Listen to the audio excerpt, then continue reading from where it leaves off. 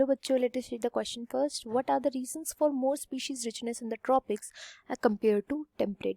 अगर हम temperate region से कंपेयर करें ट्रॉपिक्स को, तो क्या रीजन है कि ट्रॉपिक्स में ज़्यादा स्पीशीज की रिचनेस जो है वो हमें देखने को मिलती है. तो यहाँ पे हमें 4 ऑप्शंस दिए. इन ऑप्शंस को पढ़ते पढ़ते इस क्वेश्चन को हम सॉल्व करेंगे. यहाँ पर जो की कॉन्सेप्ट यूज़ किया जाएगा वो होगा स्पीशीज रिचनेस का. स्पीशीज रिचनेस किन चीज़ों पर डिपेंड करती है? अगर मैं आपको वैसे ऊपर ऊपर से बताऊँ तो देखो, स्पीशीज रिचनेस किस पर डिपेंड करती है कि सनलाइट जो होती है ना वो एम्पल अमाउंट में होनी चाहिए. सनलाइट अच्छे अमाउंट में होना चाहिए. एक कांस्टेंट एनवायरनमेंट होना चाहिए. एक्सट्रीम नेचर नहीं होना चाहिए कि बहुत ज़्यादा गर्मी पड़ रही है, कभी बहुत ज़्यादा ठंड पड़ रही है. अगर कांस्टेंट एनवायरनमेंट होता है वहाँ पे स्पीशीज रिचनेस के चांसेस बहुत ज़्यादा बढ़ जाते हैं. प्रेसिपिटेशन किसी जगह पर अगर बहुत अच्छे से होती है, वहाँ पर स्पीशीज के जो रिचनेस है उसके चांसेस बढ़ जाते हैं. एंड अगर क्लाइमेट जो है, क्लाइमेट वो ऑलमोस्ट कांस्टेंट है through out the year, climate अगर कांस्टेंट है तो ये कुछ मेन अंडरलाइंग रीजंस होते हैं जो हेल्प करते हैं कि स्पीशीज रिचनेस किसी भी एरिया का बढ़ा है. अब हम फर्स्ट स्टेटमेंट में देखते हैं. यहाँ पे बोला गया है कि स्पीसिएशन को ज़्यादा टाइम मिलता है. स्पीशियन को ज़्यादा टाइम मिलता है तो इससे अनडिस्टर्ब रहती है वो स्पीशीज, ज़्यादा उनके अंदर एवोल्यूशन देखने को मिलता है, उस वजह से डाइवर्सिफिकेशन होता है. तो बिल्कुल सही बात बोल रहा है. जितनी ज़्यादा अनडिस्टर्ब रहेगी कोई भी स्पीशीज, ह्यूमन इंटरेक्शन जिसके अंदर ज़्यादा नहीं होगा, अनडिस्टर्ब रहेगी, तो उसके अंदर नेचुरल तरीके से जो है एवोल्यूशन देखने को मिलेगा, जिसकी वजह से स्पीशीज के अंदर डाइवर्सिफिकेशन आना जो है वो स्टार्ट हो जाएगा. तो फर्स्ट स्टेटमेंट बिल्कुल सही बात बोल रहा है.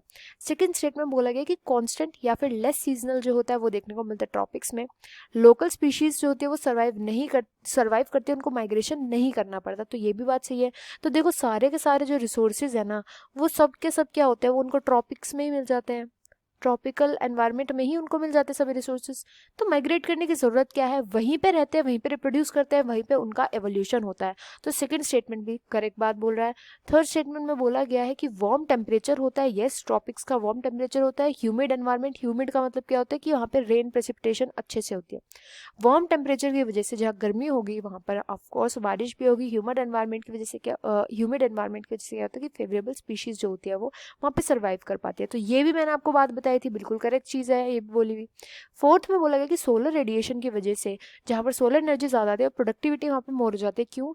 वहाँ पे जो है प्लांट्स जो है ना, वहाँ पे प्लांट्स और ज़्यादा जो है प्रोड्यूस करेंगे खुद, और जो प्लांट्स जो है ना वो ज़्यादा प्रोड्यूस होंगे उस लैंड पर. जब प्लांट ज़्यादा प्रोड्यूस होंगे तो फूड जो है, जैसे हर्बीवोर्स जो होते हैं उनके लिए फूड जो है वो बढ़ जाएगा. अगर हर्बीवोर्स के लिए बढ़ गया तो हर्बीवोर्स की पॉपुलेशन भी बढ़ेगी, उससे कार्निवोर्स के लिए भी फूड बढ़ेगा.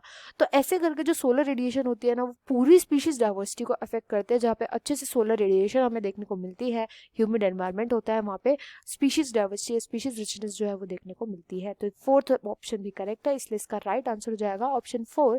Statement 1, 2, 3, 4 are correct reasons. I hope you understood well. Best of luck and thank you.